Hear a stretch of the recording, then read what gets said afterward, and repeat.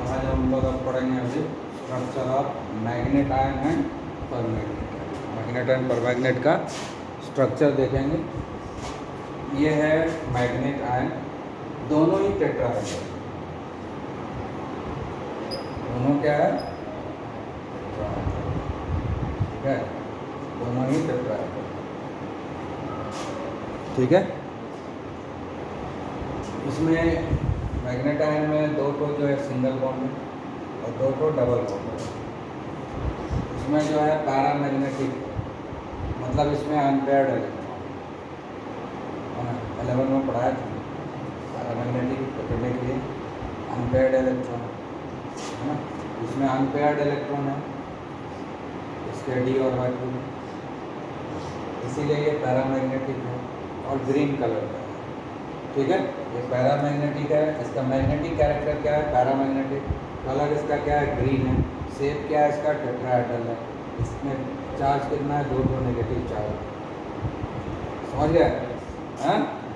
अब यहाँ देखो, ये भी टेट्राहेड्रल है, ये डायमैग्नेटिक है, मतलब इसमें सारे इलेक्ट्रॉन, इसका जो डी ऑर्बिटल है मैग्नीज का सारा पेयर्ड है।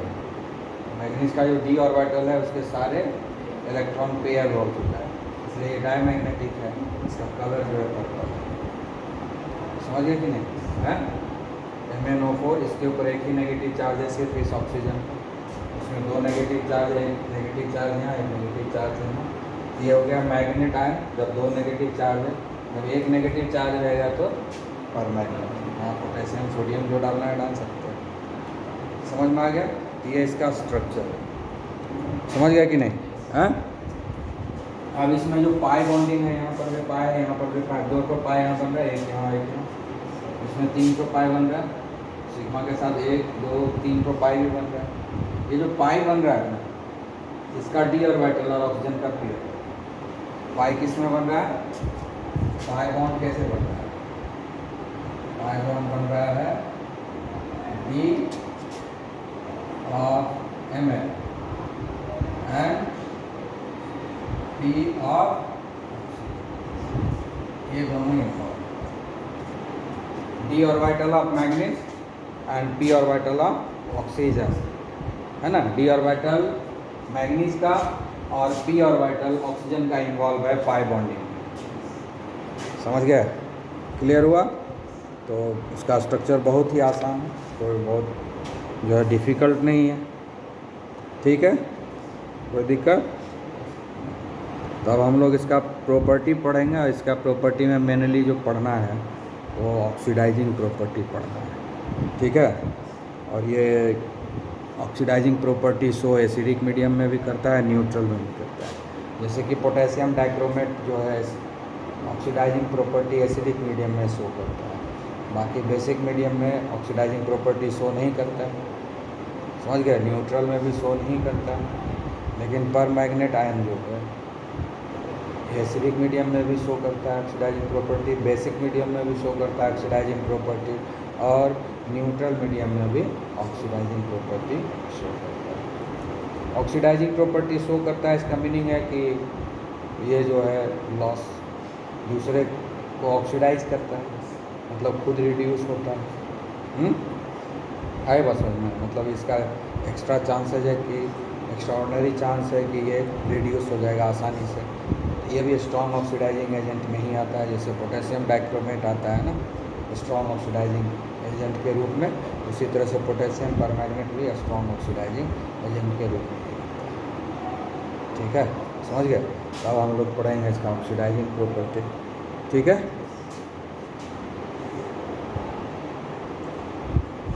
तो हम लोग पढ़ रहे हैं oxidising property of potassium permanganate, ठीक है।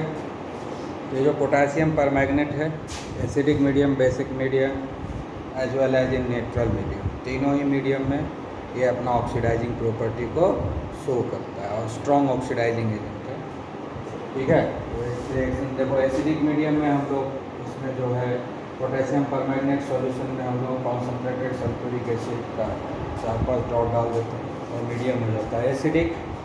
उसके बाद ये रिएक्शन होता है तो K2SO4 बन गया, ठीक है। उसके बाद ये Mn आ गया, वो भी सल्फेट, दो सॉल्ट बना दिया, है ना। ये पोटेशियम भी सल्फेट में बदल गया, ये मैग्नीज भी सल्फेट में बदल गया, ये ऑक्सीजन फ्री हो गया कि नहीं।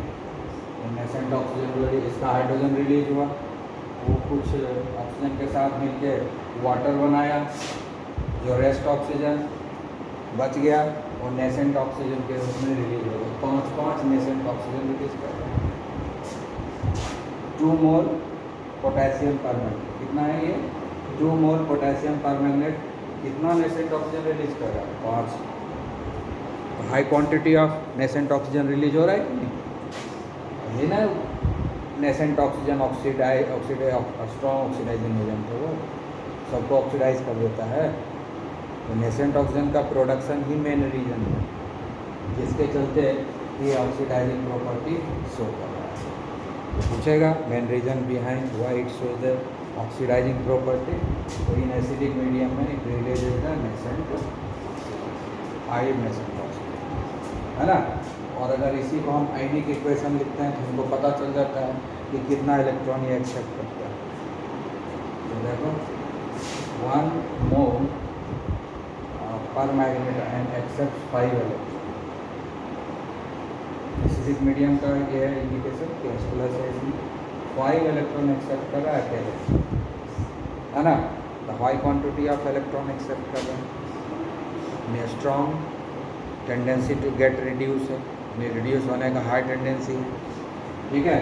हाई वाटर में तो इसीलिए स्ट्रॉन्ग ऑक्सीडाइजिंग एजेंट हो। तो यहाँ से मैग्नीज जो Mn2+ में कन्वर्ट हो जाता है आयोसन में। यहाँ पर कितना है इसका ऑक्सीडाइजिंग, इसका देखो ऑक्सीडेशन कितना है, हाँ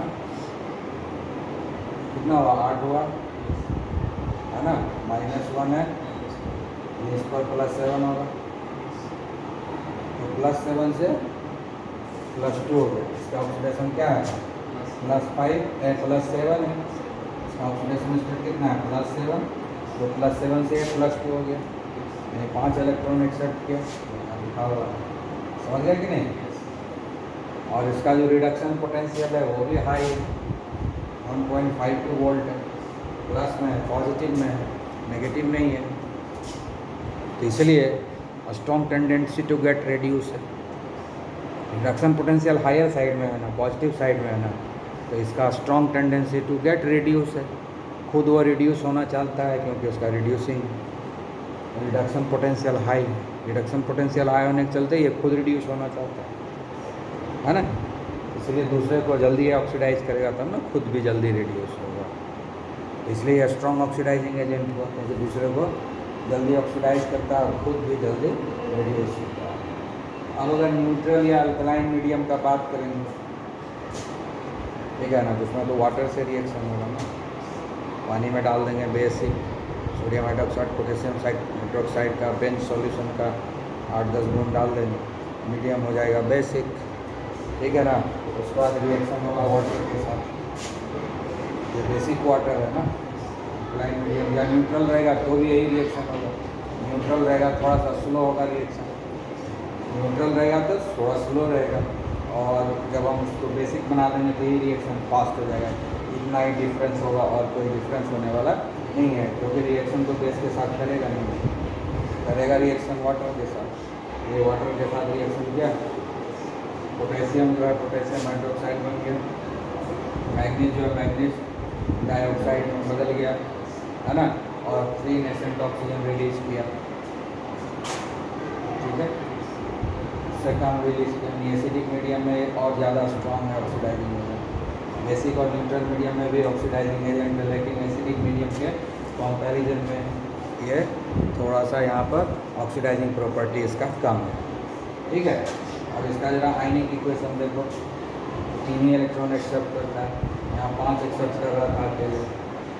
एसिडिक मीडियम में 5 इलेक्ट्रॉन एक्सेप्ट कर रहा था, और यहाँ पर अकेले ये 3 ही इलेक्ट्रॉन एक्सेप्ट कर रहा है, तो टू गेट रिड्यूस वाला टेंडेंसी इसका यहाँ कम है एसिडिक मीडियम के कंपैरिजन में, ठीक है। MnO2 बना 4OH, इसका रिडक्शन पोटेंशियल कितना है 1.23, यहाँ पर इसी का रिडक्शन पोटेंशियल था 1.52, एसिडिक मीडियम में रिडक्शन पोटेंशियल 5.2, और बेसिक मीडियम और न्यूट्रल में 1.23 तो कम है ना, यानी यहाँ पर reducing tendency to get reduce वाला टेंडेंसी जो है इसका कम है, यानी ऑक्सीडाइजेशन करने वाला भी टेंडेंसी थोड़ा कम होगा।